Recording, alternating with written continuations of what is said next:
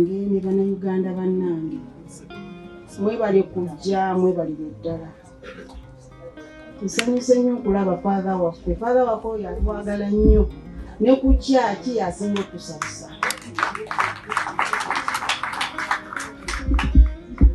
Nsanyukidde nnyo bakristu bannange mwebale nnyo okunzimukirira buli kizibu kyonna ekigwawo.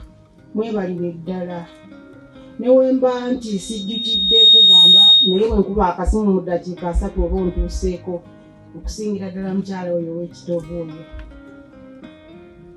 bwe tusaba naye ekiro. Abafumbi bange abo abakristo abafumbi mwebale nnyo okujja omuliro ekiro misana era nga nze gwe mweyimiridde. N'abakristo waffe weebale nnyo. Omusomesa waffe omupya nsanyusa okukulaba mu maka gange nabo wano wembeera. Abayimbi mwenna abatindiza engendo okuva eyo gye muvudde mwebale kujja. Nsanyukira n'abannamawulire mwenna buli wembeera mbalaba mwebale kunziruukirira. Ne ku luno olw'ekibbattaka nja kubayita obudde bwakyo nga butuuse mulabe omusajja oyo antawaanya. Buli kimu nkirina. Moses teyali musajja muyaayi. Empapula ze yaziwandiikanga endagaano. Ekyapa omusajja oyo yakigaanira ndowooza alina ekigendererwa kye. Twaliko bannakyegwanyizi bangi abamu nali sibamanyi na kubamanya nga sibalabangako naye ne bajja emmotoka esimba ewali poliisi eri wali buli wamu nze nga ndinga ali mu nnyanja. Naye nagenda okulaba mutabani wange ng'avaayo nga ntaasa. Ne looya wange Katende naye yantaasa. Bonna abaliri olwesimba mu maaso poliisi nekkakkana. Abantu bonna gye baali baleese. Bannange nsaba n'abo abaleeta wano abaana baabwe be bazaala eyo oba babazaala eyo kubanga Moses yali si muyaayi. Moses bwe yazaalanga omwana we ng'asooka kugamba muganda we funa emmotoka oleete emmotoka oteeke maama wange agenda alaba omwana wange. Naye nze wano bandeetera n'abaana ab'emyaka 28. Bannange muleke kutuzannya. Moses tasobola kuzaala mwana wa myaka 28. Ate kati waliwo gwe nawulira ku mawulire ennaku zino mbu wa myaka 2 oba Moses yamuzaala ng'ali awo.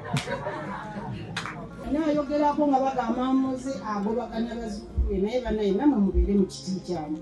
Moses asobola okuzaala omwana wa myaka 28 ate kati buno obudde basobola omukukwanjulira omwana wa myaka 2 naye n'omwaniriza. Abaagala okuleeta abaana baabwe waliwo omukyala namugamba ye Moses tasobola kuzaala mwana ono muganda ennyindo zo z'omwana we ezo mbaabaavu nnyo.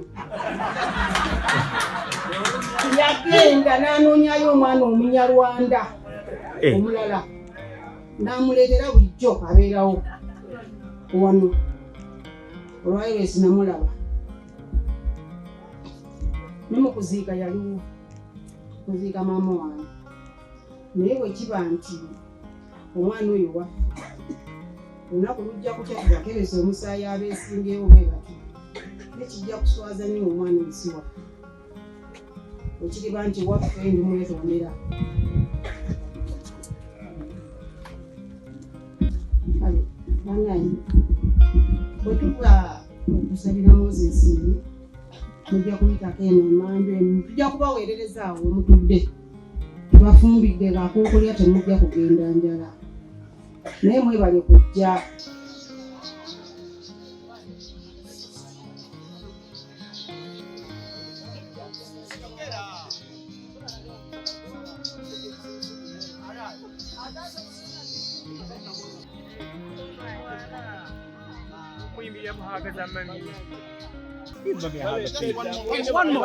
One more, yeah.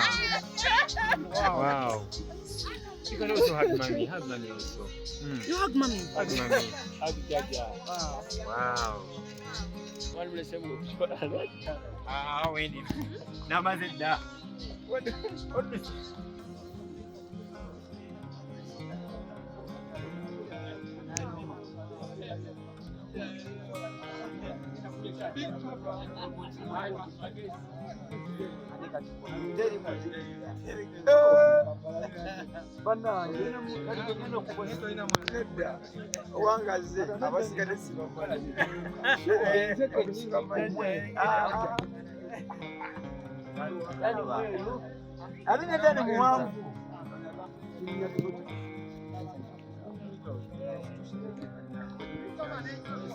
Yes, ma. Ono bajja abasigade sibamanyi.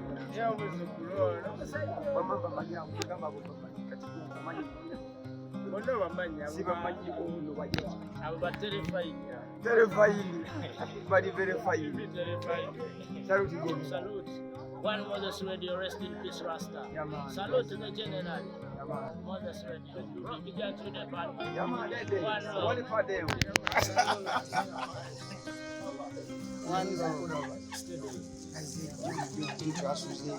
Moses Radio is a legend. Atenga muzukulu wange nekula industry. Ne mufeyo nyo Rasta kubeera nga mufa ku industry nga temufa ku birala. Mami yeetaaga okuyambibwa mpulidde ng'obuuza Rocky. Yes. Naye abantu abamutawaanya ate ye mami alina document.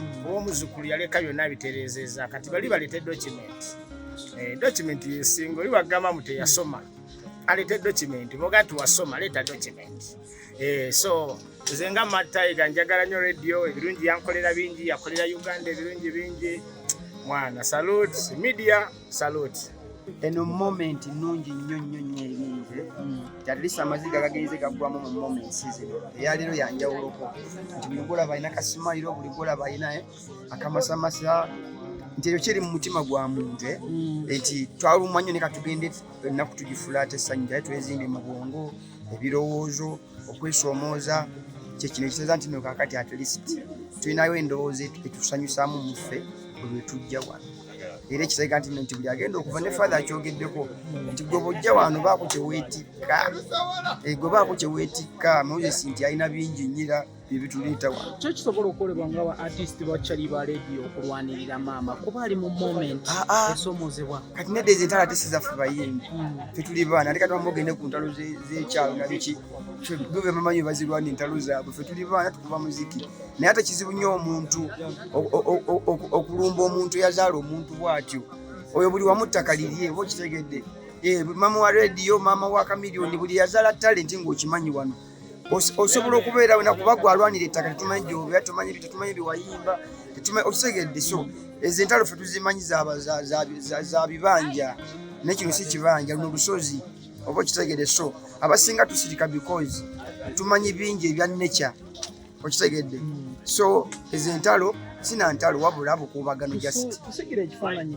tumisinga mpagalo wagiki mu industry ye Uganda okolota tusigira ekifaananyi tumisinga muntu ki mu industry ye Uganda today omuntu gw'omisinga mu bulamu bwe gw'otunuza mu kamera yonna gw'oyitunyuzaamu wali kuwa ebirungi byongereyo kuba tebigenda sigala mu ssimu yo omuntu agenda kuwa ekintu kimu agambe nti katulaba Lukija nti yaggwamu mu ssimu yennyini omulala omutunzemu agambe Lukija nti wakabe mu ssimu ki kati gw'oli waddemba okutransmitinga ekiyamba oba ekimalawo kitegeeza okuva ku muwandiisi kwalowooza muneekanyimbe ekito tekigenda kukoma ffe twakoladde ekyaffe si bonna mbu bazze buli ali wano wakola era kino okubeera whether you were fan or you are a writer producer nti ffena tuli ekyo mu bimpimpi omulasita akiyita one love tebagiyingira mukuba mu sayinsi ng'egyo negenda ng'ebakuŋŋaanya buli omu naava gy'avudde ate temuyinza kulwana ffe tetulwana wadde okuyomba nga tusabira Moses mwebale leero giweze emyaka 5 nga Moses akifuddeko naye twafuna okusoomoozebwa wano nti omu ku bantu Moses be yagulako erimu ku ttaka wano yajja nga tumaze okuziika Moses n'atugamba nze naguza wali Moses naye sirina buzibu nga munange kale bwe bityo bwe byagenze Moses yatufuddeko ne wayitawo ebbanga nga myezi 2 era 3 n'akomawo n'atugamba nti mulina kubiwandiiko ebyange bye nali namugulizaako sibiraba mu butuufu twali tetubirina nga tetunabirowoozaako tukyali mu shooko ya kufa kwa Moses naye bwe tugenda emakindye ku good life ewa Moses okebera mu bintu by'empolampola tugwa ku kitabo kiramba Moses kwe yajjanga awandiika ebintu bye nga mwe mulina endagaano kwe yagulira ettaka lino ng'aligula ku mwami Jjunju Henry. Mwami Jjunju Henry n'avaawo n'atugamba nti kaakati wali nali saaguzaawo Moses, yali tannampa ssente zaawo, nali namuguza wano. Ne tumugamba nti kati wali otundawo, nti nawo ontundawo. Era ne tumuwaako ka deposit akatono ke twali tulina nga family ya $1,000,000. Ne tumugamba katugende mu kifo omuntu kyava ebbali ajja agulewo atwalewo, kyekatusigazeewo nga family. Naye bwe tugwa ku ndagaano ng'ate ziraga nti Moses yagula wonna, endagaano ng'eraga nti Moses yagula buloko namba bweti, buloti namba bweti, teyagula fuuti nti nguze fuuti 5 ku 5 oba 10 ku 10, nga lyonna lyali ttaka okuva we litandikira paka we likoma. Twakwata mwami Jjunju ne tumutwala ku poliisi e Makindye ne bamusiba ennaku 2018 eyo n'avaayo. Ne tulowooza nti yeekubye mu mutima n'alaba nga byabadde akola bibi abivuddeko. Naye emyezi egiyisaawo 2 n'atandika ng'akomawo wano. N'agamba Manja, wali tebampaawo ssente zaawo njagalawo. Kati ennaku zino yakyusa, agamba nti Moses bwe yali tannafa twakiriziganya ne Moses era ne tuwandiika nti olemeddwa kankuddize ssente zo. Kati awo mwami Jjunju waali. Ssente mmeka zagamba z'abantu?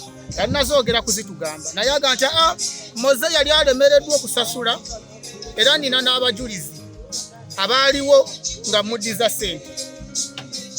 Kati omuntu bw'atyo bw'aba asobola okujja emisana n'akuba maama waffe, ate bw'anajja ekiro ffe abaana twakola tetukyabeera waka. Bw'anajja ekiro nga mu nju maama alimu na mukozi, anaakola ki? Asobola okujja emisana n'akuba.